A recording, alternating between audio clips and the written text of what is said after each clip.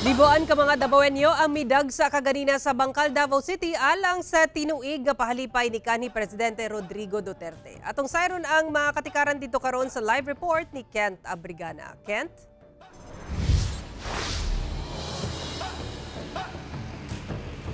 Sara, sa tala sa Davao City Police Office, naa sa kapin 40,000 ka mga Davaoenyo ang midagsa dinhi sa Bangkal kaganiha alang sa tinuig nga pahalipay ni kanhi Pangulong Rodrigo Duterte.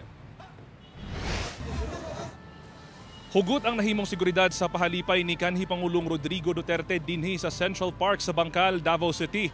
Kinihuman matod pa sa dato sa DCPO, miabot sa kapin 40,000 ka mga Davaoenyo ang midagsa kung asa kapin 20,000 ang nakadawat og pahalipay.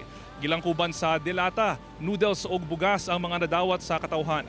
Samtang duna say mga pasundayag nga gipahigayon. Gani ang linya miabot sa Coastal Road tungod sa kadaghan sa mga midagsa. Present usab kaganihang buntag si Vice President Inday Sara Duterte nga nakikimamat sa mga milinya. Sumala sa kapulisan, dunay mga natala nga mga nalipong atol sa aktibidad nga gilayong giatiman sa mga nakastandby nga personahe. Sa karon gisugdan na og panghipos ang mga tents og barricade padulong sa Duterte Ancestral House.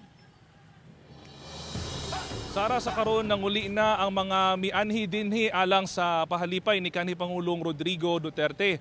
Apan karong hapon lang doon nakita ng mga kapuso nato nga nagatang gihapon ng hinaot nga makadawat og pahalipay. Sara. Okay, daghang salamat Kent Abrigana.